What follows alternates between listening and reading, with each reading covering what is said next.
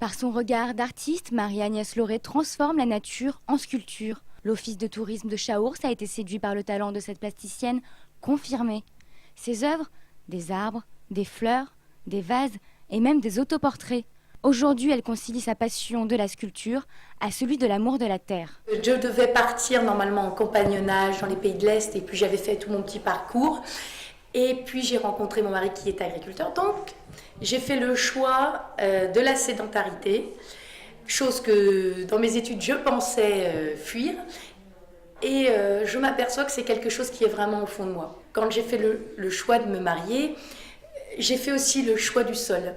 Et en faisant le choix du sol, j'ai fait le choix du terroir, du Chaourçois, et c'est pour ça que c'est important pour moi, les expositions locales. Marie-Agnès Lauré a débuté par la photographie, mais ce n'est pas la pièce centrale de son art. Ce qu'elle aime, c'est la 3 dimensions.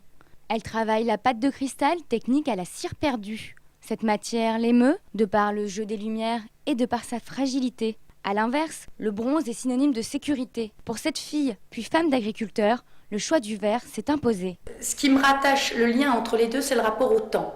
Parce que en agricole, on attend l'année, c'est quelque chose de long, et jusqu'au dernier moment, on ne sait jamais si la réussite sera au rendez-vous. Avec la pâte de cristal, c'est pareil. À seulement 5 km de Chaours, l'atelier de la jeune femme. Située sur l'exploitation agricole de son mari, c'est ici qu'elle met son talent à exécution. Vaste espace rempli de grosses machines industrielles récupérées à la fin de ses études, mais aussi et surtout le lieu où sont entreposées ses créations. D'ailleurs, chacune d'entre elles est unique, authentique. J'ai un modèle, un moule qui a toujours la même forme, que je répète différentes fois, et je retravaille toutes mes cires avec des influences différentes. Donc là, on avait une pièce avant, je travaillais avant la partie extérieure très polie et l'intérieur avec une empreinte de nature.